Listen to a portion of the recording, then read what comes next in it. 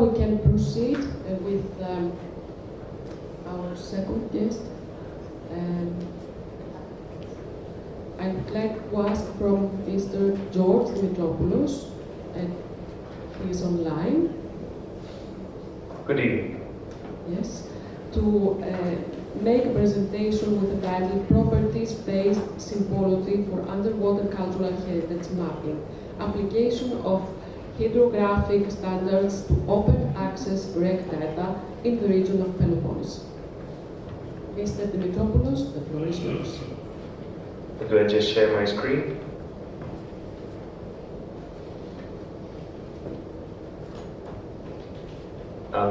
Do I just share my screen and present my presentation?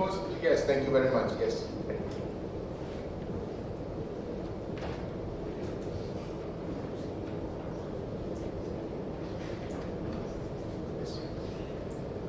Okay. Perfect, you can see everything, thank you very much. Okay. So, good evening, esteemed presenters and attendees of This presentation will focus on formatting point symbols based on data properties of shipwrecks in the Peloponnese region. The aim of the project was to update existing available data, develop free-use symbols that comply with international standards, and use those to create a GIS project template anyone can use for free. The International Hydrographic Office, in short IHO, provides guidelines for these symbols and what they are used for. They provide the symbols themselves for a fee, but the process of applying them to the format is not automatic. To handle these issues simultaneously, we started by importing data for RECs from the United Kingdom Hydrographic Office database, UKHO for short.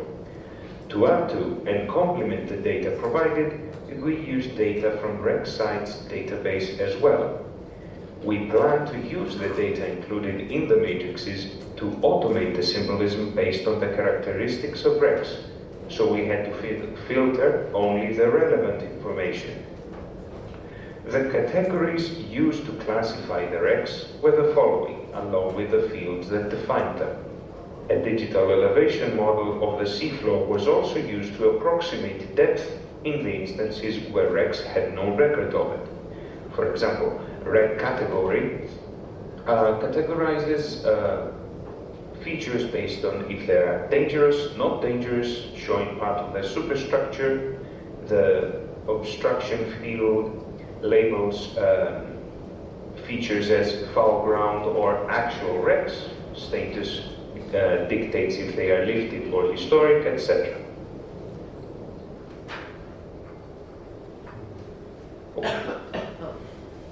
Here we display some statistics.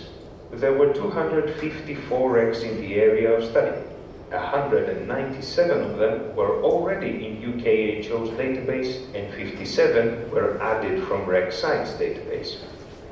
The data had duplicates both from one database to the other and instances of duplicates within the same database. There was one duplicate within the database of UKHO and a whopping 22 in the database of RECSite.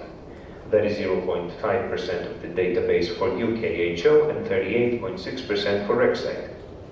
After removing the duplicates, we are left with a total of 231 RECs. The following is a pie chart showcasing the percentage of data used based on the total available. To modify and utilize the data, we used QGIS. The projection used for the project was GRS87 grid. From the palette of tools available in QGIS, the following were used. Buffers for locating duplicates based on the proximity of RECs to each other. We used the last seen field from the database, and we assumed that the more time has passed since a REC was last seen, the more likely it is that its location is not entirely accurate. We can use that assumption to create buffers around the point data. If more than one RECs are within the buffered area, it is worth inquiring if the REC is in fact a duplicate. The field calculator was integral in using existing data and creating new useful fields. As of the previous example, the last seen field originally was of alphanumerical type. We needed it in decimal form to calculate the radius of the buffer. The field calculator was used to read the value and convert it to decimal data type. And lastly, the symbol editing panel for setting and editing the correct symbols. Additional programs such as Inkscape were used to create SVG files that were needed for the symbols. Now we move to the actual symbols. More than one rex in an area. The count of these symbols changes dynamically based on the zoom level and scale of depiction that the user chooses. Therefore, the type used is point cluster. Dangerous rex of known depth, count of 50. The data fields used were rec category and depth, and the depth of each rec. These were used to determine which features belong to the category. Each symbol has a specific field color and the depth written inside the circle. Dangerous rex of unknown depth, count of 13. The same fields were used again. Even though we had the DTM and we could get depth values for rex that originally did not have any value in the original databases. One moment. Yes, even though we had the DTM, there were instances of rex that were so close to the shore that there was no data to draw on even from the DTM. Known dangerous rex with known depth. Again, the same fields were used. Non-dangerous rex of unknown depth, count of 4. Rex part of which is above water. This is an instance where IMO standards define a specific symbol that should be used, but it is only available for a fee. Here, the symbol was recreated in Inkscape. Foul ground, count of 28. Rex below 200,000 meters depth, count of 5. The field used to categorize the data was of course the DTM depth. Lifted rex, count of 8. In the instances of lifted rex and rex under 2,000 meters, IMO standards do not specify a specific symbol. To address the issue, we took inspiration from Rexite to design the symbol for lifted rex. This one right here. Wait, can I? Oops, sorry. Yes, this arrow. One moment. As for the symbol of rex deep underwater, under 200,000 meters, it was an original idea. Both of these were designed on Inkscape. Lastly, historic rex, count of 12. Historic rex presented another challenge. By IMO standards, there should be a circular area around any historic wreck of fixed radius. All the accessors shown are from the same region. This one right here. In this specific scale on the general map, we can see that because a lot of wrecks are very close to each other, they are generalized. But as we move closer, as we change the scale of depiction, like right here, the scale changes and we can see more and more features. Yes, here we see how the symbol changes as we change the scale of depiction. The scales used are standard scales used in naval charting. Along with the circular area, 3 other symbols are typically used. A symbol prohibiting the anchoring of ships, a symbol prohibiting fishing, and one prohibiting diving, all of which have specific symbols defined by IMO and had to be designed in Inkscape.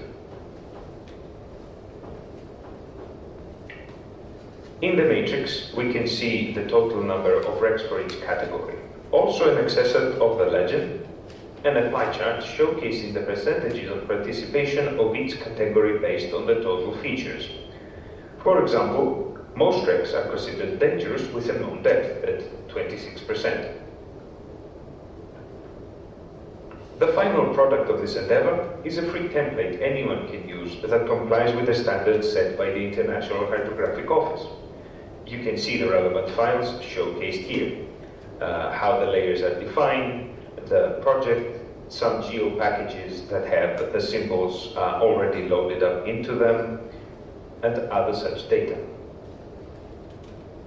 The following slides showcase map accessors in standard charting scales. These charting scales are general maps, approach maps, shipping maps, and port or bay maps. This, for example, is a bay map. It is the lowest scale map that is standard for naval charting. We can see the legend and some features and how they appear to the average user. Because the scale is small, we don't see many generalized wrecks apart from here. Again, we are around the same region, this time in an approach map with a different scale. Again, we can see that there's more generalization the more we change the scale, but these symbols are still adhering to the standards set by IHO. And again, that was the area we were looking before. This is a shipping map. Standard scale is 1 to 350,000, where we can see more features. Here we can see the few features of wrecks that were under 2 kilometers in depth. And lastly, the general map, where the generalization of wrecks is very apparent, like right here, or right here, or right here. These were the map accessors, and that was basically the project. Thank you for your attention, and